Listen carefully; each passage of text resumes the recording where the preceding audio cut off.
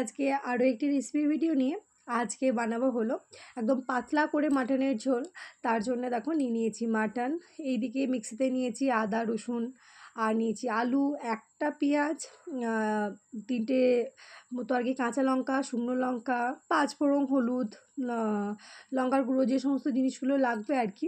আর এইদিকে নিয়েছি একটা প্রেসার কুকার, একটা কড়াই, এই দুটোকে গরম হতে দিয়েছি, কারণ একবারে এইদিকে সিটিও দিয়ে দেবো আর ওইদিকে মশলাটা কষিয়েও নেবো, কারণ হাতে সময় প্রচণ্ড কম, বাবু গেছে টিউশনে, তো সেই ফাঁকেই আর কি আমাকে রান্নাটা সারতে হবে।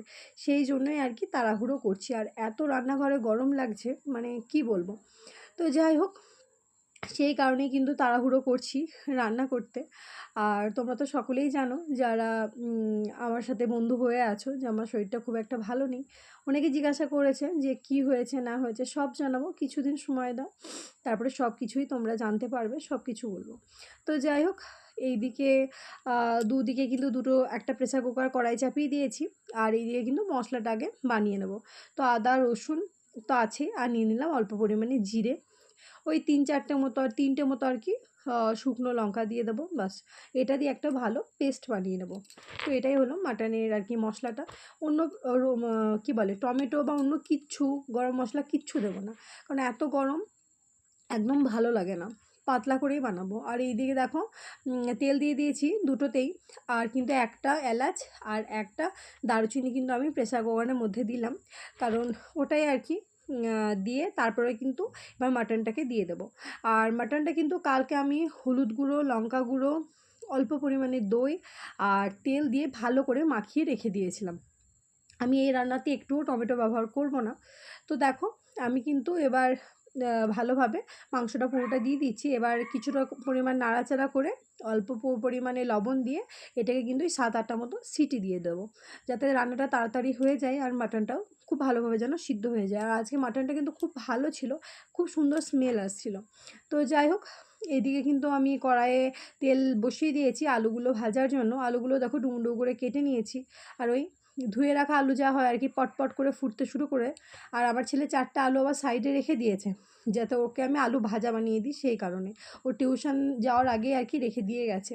কিন্তু আজকাল আলু ভাজা বানানোর টাইম নেই, আজকে মোটামুটি আমার রান্না হয়ে এসছে, শুধুমাত্র এই ঝোলটা হয়ে গেলেই হবে। ভাবছি সন্ধ্যেবেলায় আলু ভাজা বানিয়ে দেবো, আর পারছি না, মানে বেশিক্ষণ আর কি দাঁড়িয়ে থাকতে পারি না, খুবই শরীর খারাপ করে, ভেতর আনচান করে। তো যাই হোক, এইদিকে দেখো আলুগুলো কিন্তু ভাজছি, আর এইদিকে মাটনটাকেও আর কি ভালোভাবে নাড়াচাড়া করে নিচ্ছি। নাড়াচাড়া ভালোভাবে করতে হবে, যাতে তলায় না লেগে যায়, এক হাতে ফোন এক হাতে রান্না হয় না। তো যাই হোক, এইদিকে কিন্তু আলুগুলো ভালো করে উল্টিয়ে পাল্টিয়ে ভালো করে লাল লাল করে ভেজে নেব। আর ওইদিকে কিন্তু প্রেসার কুকারে আর মাংসটা বেশিক্ষণ কষাবো না, ওই কিছুক্ষণ আর কি কষালাম, ওই 5-10 মিনিট মতো আর কি কষানো হয়ে গেছে।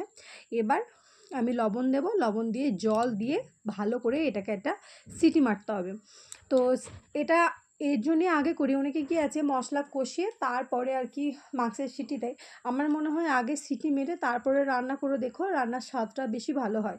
আর প্রেসার কুকারে দিলে হয় প্রচুর পরিমাণে তেল ভাসে, সেই তেলটা আর কি ভাসে না।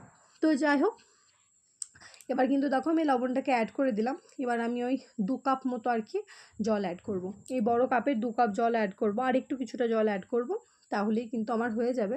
এবার কিন্তু ভালো করে কিন্তু আমি সিটি দেবো, যাতে মাংসটা ভালো করে নরম হয়। আর সেরকম আমি এতে কোনো কিছু মশলাপাতি ব্যবহার করছি না, তোমাদেরকে সব কিছু দেখিয়েই দিয়েছি আর বলেও দিচ্ছি। তো এইদিকে দেখো আমার কিন্তু মোটামুটি জল দেওয়া হয়ে গেছে, এবার প্রেসার কুকারটা আটকানোর পালা। আর ওইদিকে কিন্তু কথা বলতে বলতে আলুটাও মোটামুটি ভাজা হয়ে গেছে। এবার আলুগুলোও আর কি একটা একটা করে তুলে নিতে হবে, আর বেশি ভাজবো না, একদম লাল করে ভাজবো না, অল্প পরিমাণেই আর কি ভাজবো। তো যাই হোক, এবার প্রেসার কুকারটা আটকেই দিচ্ছি।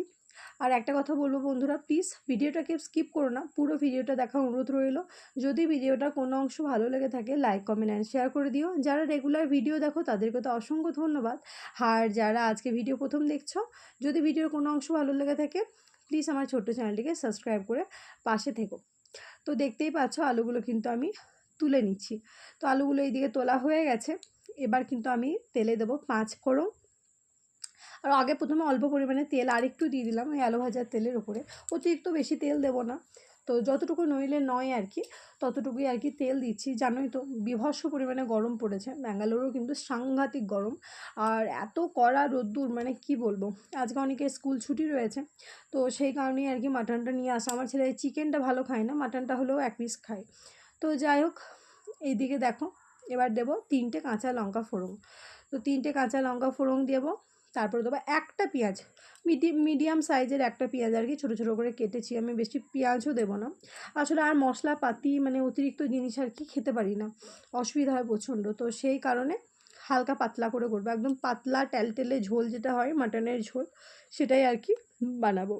তো ভালোভাবে পেঁয়াজটাকে দিয়ে কিন্তু ভালোভাবে আর কি লাল করে ভেজে নেবো। তো তারপরে তো মশলাপাতি দেবই। তো এইদিকে পেঁয়াজ ভাজা চলছে, আর আমি দেবো অল্প পরিমাণে চিনি। জানোই তো বাঙালির রান্না মানে অল্প পরিমাণে চিনি না দিলে ঠিক মনটা পোষায় না, মানে সব কিছু রান্নাতেই একটু মনে হয় চিনি না দিলে ঠিক রান্নাটা ঠিক জমলো না আর কি, আর চিনি দিলেই সব কিছু ঠিক আছে। তো চলো দেখায় আজকে আরও কী কী রান্না করেছি। এইদিকে তো আমার রান্না মোটামুটি রেডি হয়ে গেছে। এইদিকে দেখে করেছি বড়ি দিয়ে শাক, এদিকে ভেন্ডি ভাজা, আর ওতে তো ভাত আছে, আর এটা আর কি বাবুর জন্য ডাল। আমার ছেলে আর কি সিদ্ধ ডাল খেতে খুব ভালোবাসে, ওই গাজর বিনস সব কিছু দিয়ে মুসুরির ডাল করেছি পাতলা, ওই শাক দিয়েও খেয়ে নেবে। আর ওর জন্য ডিম সেদ্ধ করা আছে আলাদা করে, মাটন যদি না খায় তার জন্য ডিম সেদ্ধ খাবে। তো যাই হোক, এই দিকে কিন্তু পেঁয়াজগুলো কিন্তু মোটামুটি ভাজা হয়ে গেছে, আর বেশি কষাবো না। এবার এতে আমি অ্যাড করবো ওই বেটে রাখা আদা রসুন জিরে লঙ্কা দিয়ে যে পেস্টটা বানিয়েছিলাম, সেই পেস্টটা। তো এই পেঁয়াজ ভাজতে তো একটু টাইম লাগে বলো, কিন্তু আমি আদা রসুনের পেস্ট দেওয়ার আগে আমি কিন্তু হলুদ গুঁড়ো আর অল্প পরিমাণে কাশ্মীরি মির্চ পাউডারটা দিয়ে দেবো, যাতে কালারটা ভালো আসে। সেই কারণে বেশি পরিমাণে দিলাম না, অল্প পরিমাণেই দিলাম, কারণ মাংসের মধ্যে কিন্তু আমি আগেই হলুদ তারপরে কাশ্মীরি মির্চ পাউডার মাখিয়ে রেখে দিয়েছিলাম পুরো দিন, একটা নাইট পুরো। তো সেই কারণেই কিন্তু অতিরিক্ত বেশি মশলাপাতি দিলাম না, মানে ওই হলুদ গুঁড়ো লঙ্কা গুঁড়ো অতিরিক্ত দিলাম না, যেহেতু ওই মাংসেতেও মাখানো আছে। তো এইদিকে দেবো এবার আদা রসুনের পেস্টটা, ওটাই আর কি খোলা চলছে। ওই এক হাতে রান্না আর এক হাতে ক্যামেরা করতে হলে যা অসুবিধা হয়, প্রচণ্ড অসুবিধা হয় আমার আর কি, তার জন্য একটু বেশি পিকচারটা নড়ে, তো তোমরা একটু ম্যানেজ করে নিও। এদিকে দেখো আদা রসুনের পেস্টটা আমি দিয়ে দিলাম। এবার পেস্টটা দেওয়ার পর আর কি ভালোভাবে নাড়াচাড়া করে নিতে হবে। আমি কিন্তু ধনেপাতা ব্যবহার করব না, ধনেপাতার পরিবর্তে কাসুরি মেথি অ্যাড করলাম। কাসুরি মেথিও কিন্তু এইভাবে দিলে কিন্তু বেশ ভালো লাগে খেতে। তো কাসুরি মেথিটা অ্যাড করার পর আবার ভালোভাবে নাড়াচাড়া করে নিচ্ছি। দেখতেই পাচ্ছ অতিরিক্ত মশলা কিন্তু আমি দিইনি। এবার মিক্সি ধোয়া জলটাকে আর কি ভালোভাবে দিয়ে দিতে হবে, দিয়েও কিন্তু ওই 2-3 মিনিট ভালোভাবে নাড়াচাড়া করে নিতে হবে। এবার ভেজে রাখা আলুটাকেও দিয়ে দিলাম, আলুটাকে দিয়ে ভালোভাবে আর কি নাড়াচাড়া করে নেব। আমি এখানে চিকেন মশলা মাটন মশলা বা গরম মশলা কোনো কিচ্ছু ব্যবহার করব না। তো এবার ভালোভাবে আর কি নাড়াচাড়া করছি, কিছুক্ষণ আর কি কষাবো। আর এইদিকে তো সিটি পড়তেই থাকছে, ওই 5-6টা মতো সিটি দেবো, কারণ এখানকার মাটন তো একটুখানি শক্ত হয় আর কি। তো সেই কারণেই 5-6টা মতো সিটি দেবো, তারপরে কিন্তু কড়াইয়ে মোটামুটি 1 ঘন্টা ফুটতে দেবো, কারণ আলুগুলো যেহেতু সেদ্ধ হয়ে নেই। এইদিকে দেখো মাটন কিন্তু আমার মোটামুটি সেদ্ধ হয়ে এসছে, রঙটাও দেখো কত ভালো এসছে। যেহেতু আমার আর হাতে টাইম নেই, তাই মশলাতে মাটনটাকে দিয়ে আমি আগে কষালাম না, একবারেই আমি ওই স্টু সমেত মাংসের ওই জলটা সমেত কিন্তু আমি এই মশলাতে দিয়ে দেব। কারণ যদি আবার মাংসটাকে কষাতে যাই আবার 3-4 মিনিট, তারপরে আবার যদি দিই তাহলে অনেকটা পরিমাণে আমার লেট হয়ে যাবে। সেই কারণেই আর কি একবারেই প্রেশার কুকার সমেত মানে পুরোটাই আর কি এতে ঢেলে দিলাম, যেহেতু মশলাটা ভালোভাবে কষানো হয়ে আছে।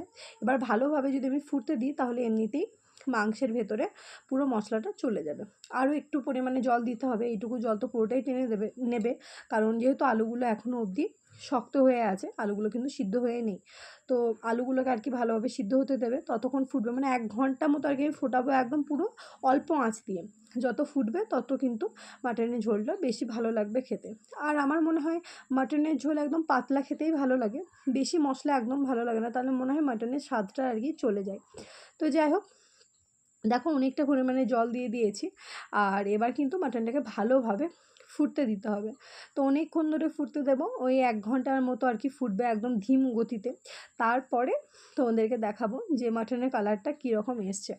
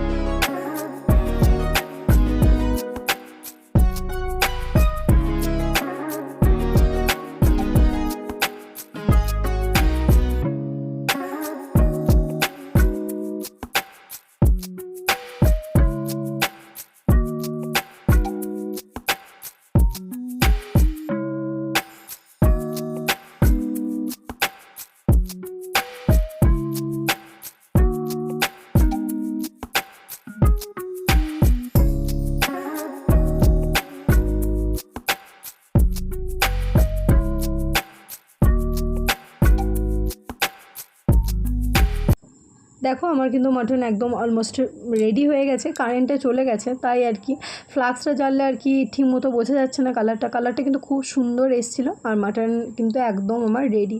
তো কেমন লাগলো মাটনের রেসিপিটা অবশ্যই তোমরা জানিও। সবাই ভালো থেকো, সুস্থ থেকো, আবার দেখা হবে অন্য কোনো ভিডিওর মাধ্যমে। বাই।